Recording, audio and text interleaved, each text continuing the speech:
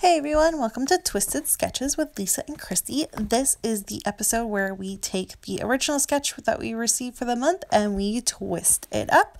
And don't forget, the challenge of the month is to do stitching on the layouts that we are creating.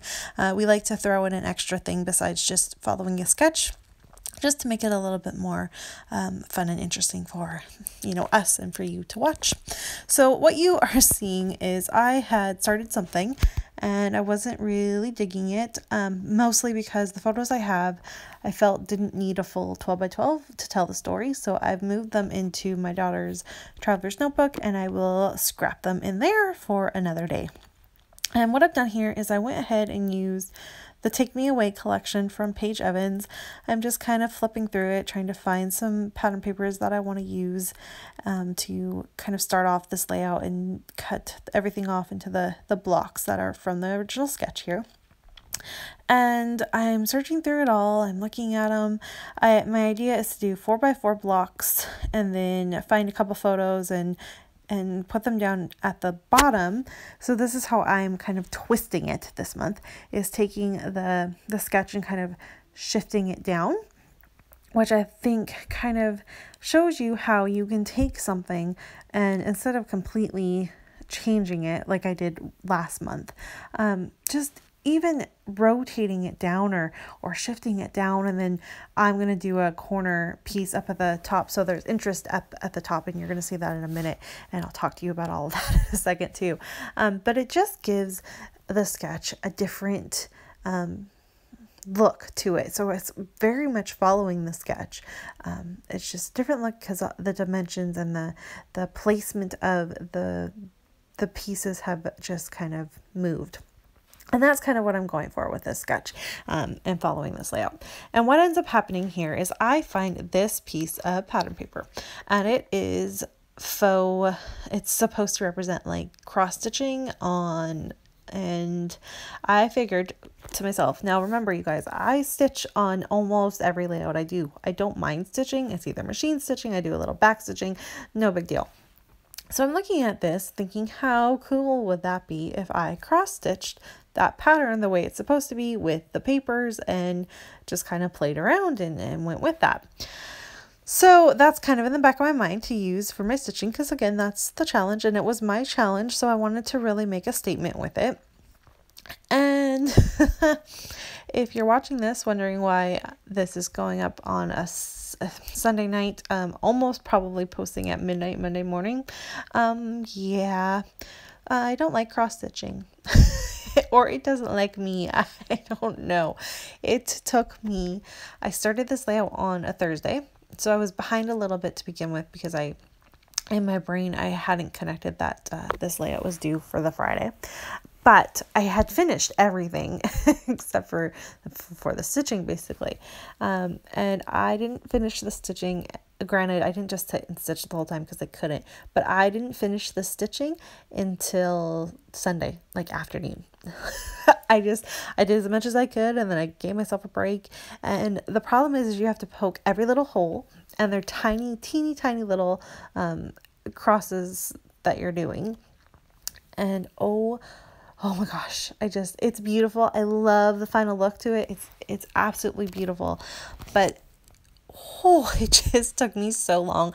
And I was texting Lisa saying, you know what, I love it. And I really love the way this page look. I think it's a really neat statement to the layout, because the rest of the layout is a little bit more on the simpler side.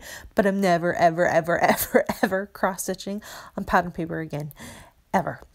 And it would have been fine. Like normal cross stitching is fine, right? Because you don't have to poke the holes. So anyways, yeah, the big majority, that's just me doing it after a little bit, thinking like this is the day it was due, I think. So the Friday, and I'm going to layer everything back down. And I really loved this overlay where everything's kind of on top of each other and it's just not exact. I thought that was really neat. And then at the very bottom, I'm going to add a couple little pattern paper strips for some added interest. I loved the little black that says heart my family or something along the lines of that. And then I used a little bit more of the pattern paper from the collection. And here are the two photos I've decided to scrap. They are one of zoomed out and one of them zoomed in. And they are of Nora on the day. So when I went back to work, the day before I think I went back to work. So Nora had been sick and she was just getting worse and worse.